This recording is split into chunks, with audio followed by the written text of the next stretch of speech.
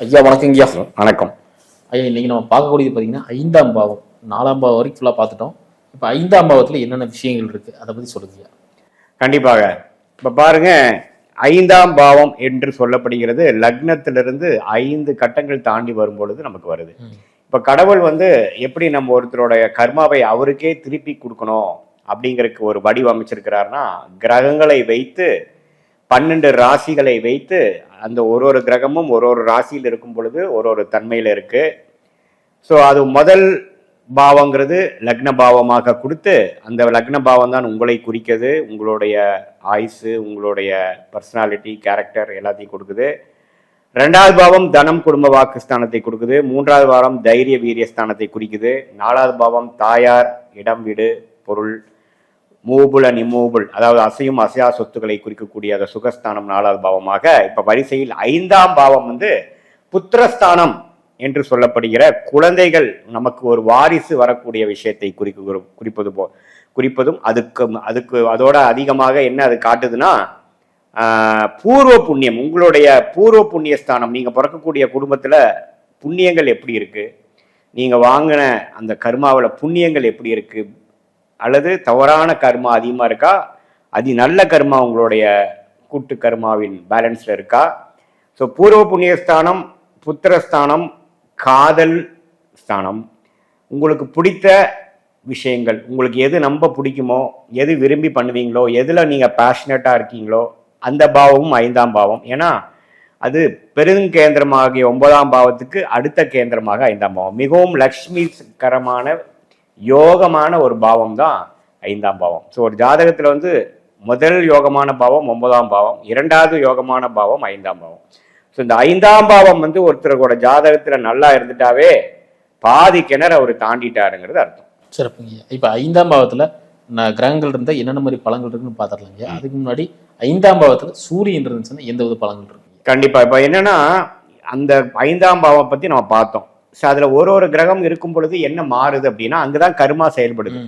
இப்போ ஒரு சுப கிரகங்கள் என்று சொல்லப்படுகிற சூரியன், சுக்கிரன், குரு, பௌர்ணமி, சந்திரன், புதன் போன்ற கிரகங்கள் இருக்கும் பொழுது 5ஆம் பாவம் வலு பெறுகிறது.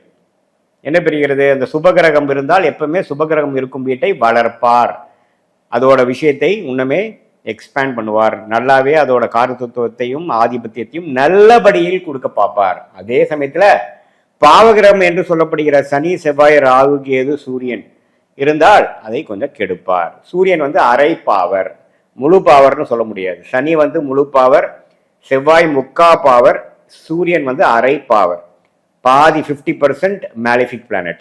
ஸோ அந்த சூரியன் 5ஆம் இடத்துல இருக்கும் பொழுது 5ஆம் இடத்தை 50% பாதிக்கிறார். அப்படின்னா என்ன சார் நடக்கும் அப்படின்னா, குழந்தை பாவம் பாதிக்கப்படுகிறது.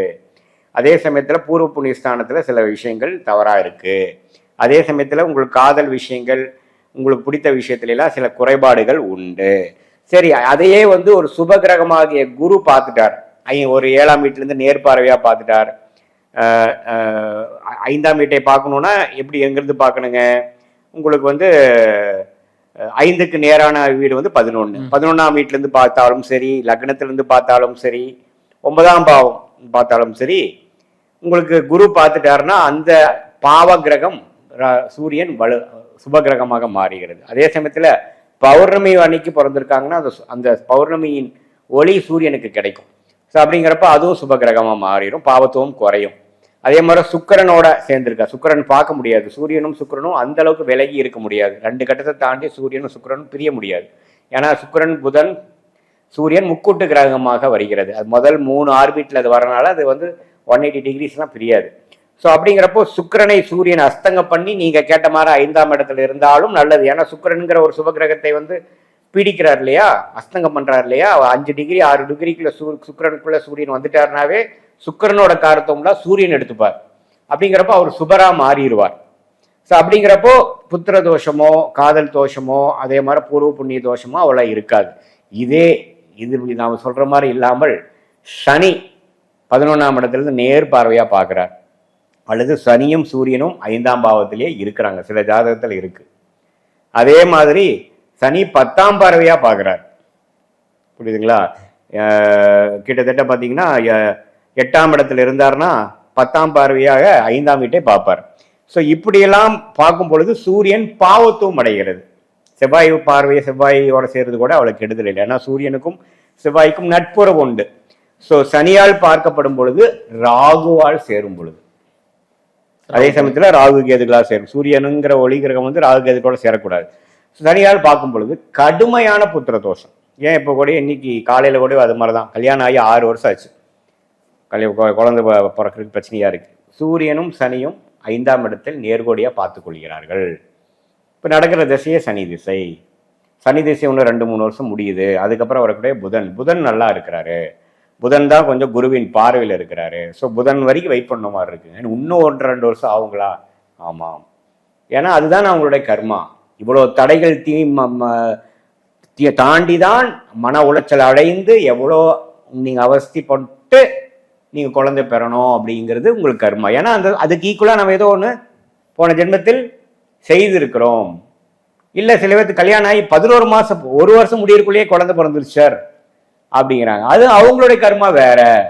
ஆனால் இவங்க வந்து புத்திர தோஷம் இருக்கிறவங்களுக்கு கையில் வருமானம் இருக்கும். 2 பேரும் கவர்மெண்ட் எம்ப்ளாயாக இருக்கலாம், வீடு சொந்த வீடு இருக்கும், வண்டி வாகனம் இருக்கு. ஆனால் கல்யாணம் ஆகி 12 மாதத்துக்குள்ள 1 வருஷத்துக்குள்ள குழந்தை பிறக்கிறவங்களுக்கு 10,000 கூட சம்பளம் இல்லை. ஸோ ஒருத்தருக்கு ஒரு கர்மா ஒரு மாதிரி இருக்குது. குழந்தை பாவத்துக்கு இவர் கர்மா நல்லா இருக்கு. ஏன்னா குரு சுக்கிரன் சுபகிரகங்கள் 5ஆம் வீட்டுக்கு நல்லா இருந்து 5ஆம் வீட்டு அதிபதி நல்லா இருக்கிறார். இவருக்கு வந்து என்னதான் ட்ரை பண்ணாலும் IVF IUI அப்படின்னு ட்ரீட்மெண்ட் எடுத்து 3 தடவை பண்ணியாச்சு, 4 தடவை பண்ணியாச்சு, இது வரைக்கும் 10 லட்ச ரூபா செலவு பண்ணியாச்சு. அப்படின்னாலும் ஏதோ ஒரு காரணத்தினால நமக்கு கிடைக்க மாட்டேங்குது. இதுதான் கர்மா. So karma operates in different dimensions of life. Dimension என்னங்க?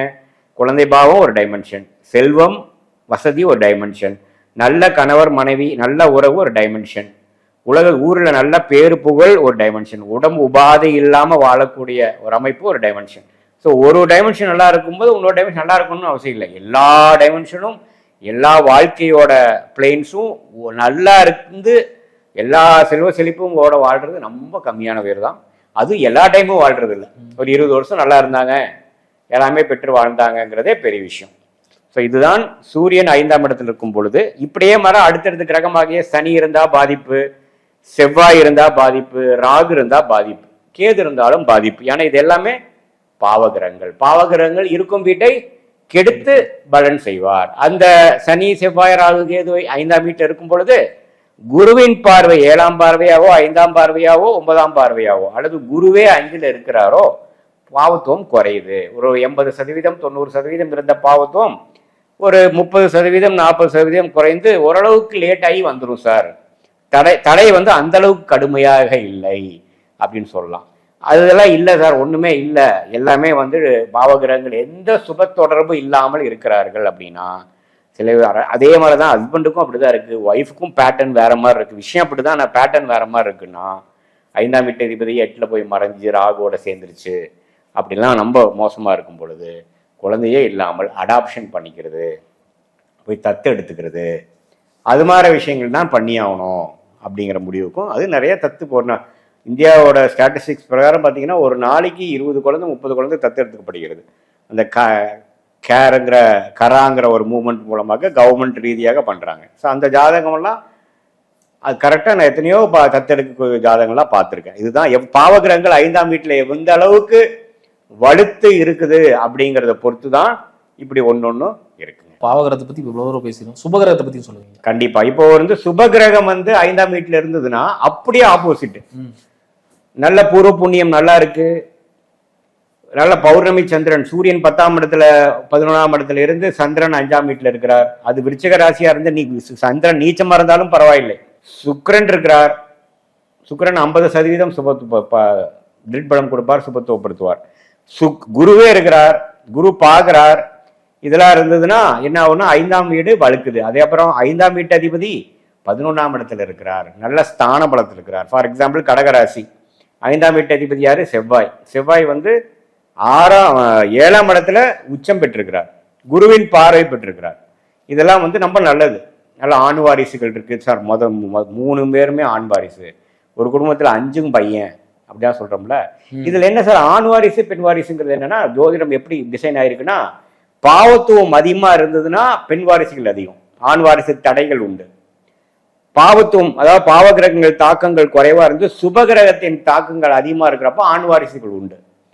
அதனால ஆண்கள் தான் பெட்ரு, பெண்கள் பெட்ரு இல்லைங்கிறது கிடையாது. அந்த ஜோதிட கர்மா அப்படி செயல்படுது, புரியுதுங்களா? ஸோ அதை வச்சுதான் ஆண் பிறக்குமா பெண் பிறக்குமான்னு பண்றதுக்கு பார்த்தீங்கன்னா எந்த அளவுக்கு 7ஆம் இடம் 5ஆம் இடம் மனைவிக்கும் கணவருக்கும் இருக்கு, எந்த தசை போயிட்டு இருக்கு, அந்த ஆண் வாரிசை கொடுக்கக்கூடிய தசைகள் போய் கொண்டு இருக்கிறதா, எது மாதிரி இருக்கு. அதே மாதிரி ராசிக்கு 5ஆம் இடம் எப்படி, லக்னத்துக்கு 5ஆம் இடம் எப்படி, ராசிக்கு 5ஆம் வீட்டு அதிபதி எப்படி இருக்கிறார், லக்னத்துக்கு 5ஆம் வீட்டு அதிபதி எப்படி இருக்கிறார், சுபகரங்கள் தாக்கங்கள் 5க்கும் இருக்குதா, 5ஆம் வீட்டு அதிபதிக்கு இருக்கா, இப்ப நடக்கக்கூடிய தசாபுக்திகள் எப்படி, அஷ்டம சனி ஜென்ம சனி நடந்தா அதுக்கு டிலே பண்ணுவாங்க. இதெல்லாம் உள்ளுக்குள்ள கொண்டு வந்து 5ஆம் வீட்டோட பலனை சுப கிரகங்களாகிய குரு சுக்கிரன் பௌர்ணமி சந்திரன் புதன் இருக்கும் பொழுது ஒரு பலனையும், சனி செவ்வாய் ராகு கேது சூரியன் இருக்கும் பொழுது ஒரு பலனும், ரெண்டும் மிக்ஸ் ஆகி நான் சொன்ன மாதிரி காம்பினேஷன்ல இருக்கும் பொழுதும் அந்த கூட்டு பலன்களும் சொல்வதற்கு மிகவும் அனுபவம் தேவை.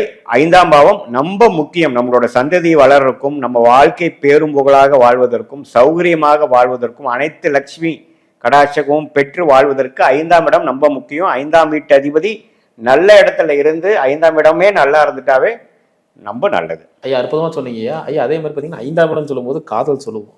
ஸோ அந்த காதலை பற்றி சொல்லுங்க ஐயா. அதாவது குழந்தை பாவம், பூர்வ புண்ணியஸ்தானம், உங்களுக்கு வரக்கூடிய லக்ஷ்மி கடாட்சியமான விஷயங்கள் எல்லாமே, அதுபோக மிகவும் முக்கியமாக காதல். இப்போ 5ஆம் இடத்தில் வந்து உங்களுக்கு வந்து சுப கிரகம் குறிப்பா சுக்கிரன் இருந்துட்டாருன்னு வைங்க, அருமை. ஏன்னா 5ஆம் இடம் வந்து உங்களுக்கு விருப்ப பாவம் நான் சொன்னேன், உங்களுக்கு எது பிடிக்கும் அப்படிங்கிறது தான் 5ஆம் வீட்டில் இருக்கும்.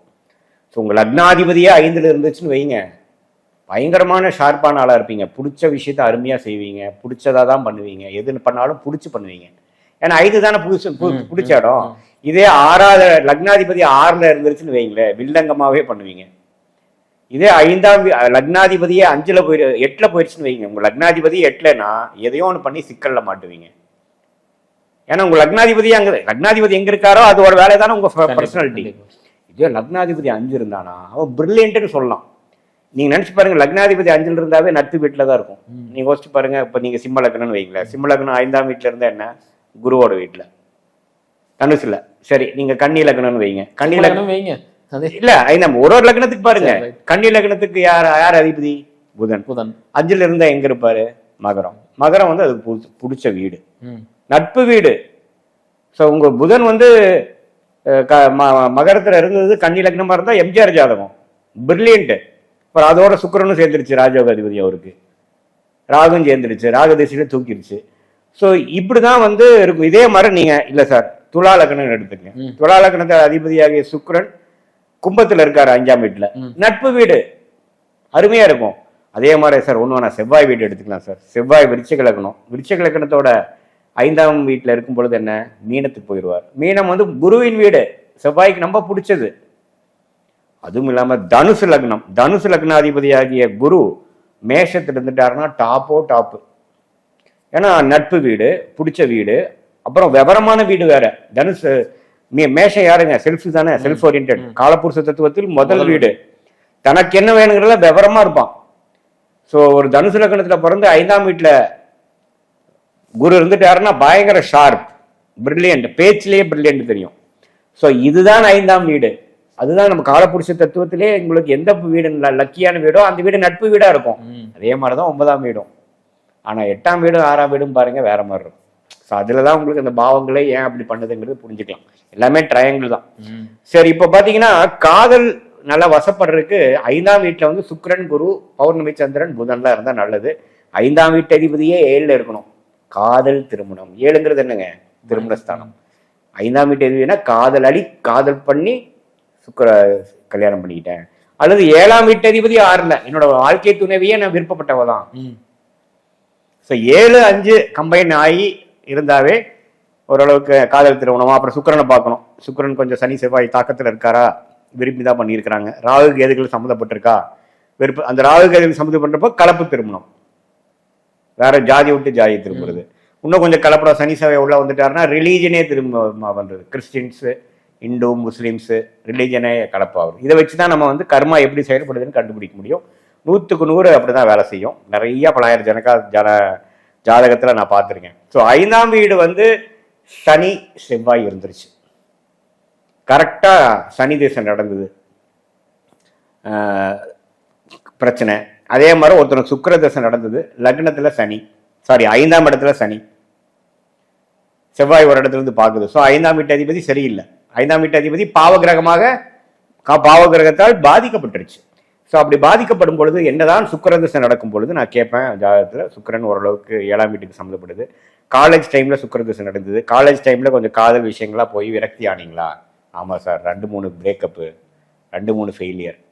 ஏன்னா 5ஆம் வீடு தான் பாவத்துவமா இருக்கு. ஆனா ஏன் காதல் கொடுக்குறாரு? சுக்கிர திசை இளம் வயதுல 7ஆம் வீட்டுல நடக்கும் பொழுது நம்ம பாக்குறவங்க 1-2 கிளிக் ஆச்சு சார், ஒரு 5 மாசம் 6 மாசம் பழகணும், என்ன ரீசன்னே தெரியல கழட்டி விட்டாங்க சார், படு விரக்தி சார். அதுக்கு நடுவால அஷ்டம சனி அப்ப வந்துருதுன்னு வைங்க, அவன் தாடி விட்டுட்டு தான் சுத்திட்டு இருப்பான். புரியுதுங்களா? இதை வச்சுதான். இதே வந்து அந்த பாவகிரகங்கள் இல்லாமல் 5ஆம் வீடு நல்லா இருக்கும் பொழுது, சார் அப்போ கல்யாணம் பண்ண, அப்போ லவ் பண்ண இப்போ 5 வருஷமா வாழ்ந்துட்டு இருக்கேன் சார் அப்படின்னு சொல்லுவாங்க. ஸோ இதுதான் 5ஆம் வீட்டோட விசேஷம். ரொம்ப அற்புதமா சொன்னீங்க. மீண்டும் அடுத்த காணொலியில் 6ஆம் பாவத்தை பற்றி பார்க்கலாங்க. நன்றி, வணக்கம்.